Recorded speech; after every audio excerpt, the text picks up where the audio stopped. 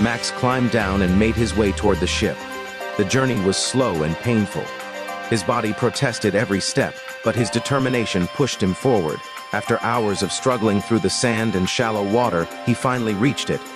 As he stepped inside the ship, a sound stopped him in his tracks. A soft cry. A dog. Max's heart pounded. He grabbed a nearby tool and forced open a closed door. Inside, curled up and weak, but alive, was his beloved dog, Simba. For a moment, Max couldn't breathe. Then tears streamed down his face. Tears of sorrow turned into tears of pure joy. "You're alive," he whispered. For the first time since the disaster, Max felt warmth in his heart again. After the emotional reunion with Simba, Max took a deep breath and wiped his tears. There was no time to waste. The ship was badly damaged, and the sea was slowly pulling it down. He moved quickly from room to room, searching for anything useful. In one storage area, he found bags of food, some dry rice, canned supplies, and bottles of water.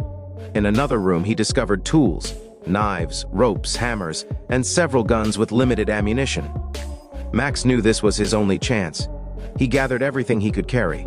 Using broken wooden parts from the ship, he crafted a strong weapon to protect himself from animals or any unknown danger.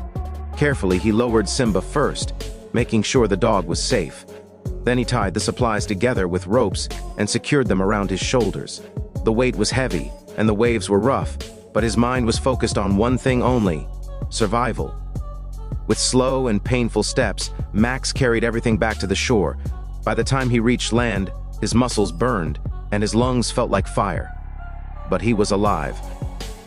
Simba stood beside him, wagging his tail weakly, as if encouraging him to keep going. Later, when Max finally sat down to eat, reality struck him hard. After counting his supplies, he realized he had only one bowl of rice left that could last for a short time.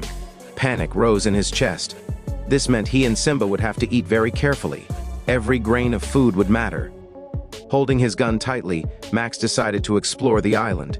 He entered the forest cautiously, watching every movement, listening to every sound. His heart raced as shadows shifted around him. He hoped to find a path, a signal, or something, anything that could lead him back home. He crossed a high slope and reached a lonely coastline on the other side of the island. When he looked out, his heart sank. There was nothing, no land, no boats, no people, just endless water. It became painfully clear that ships rarely, if ever, passed through this area. Still, Max refused to give up hope. He told himself that if a ship ever came, he must be ready.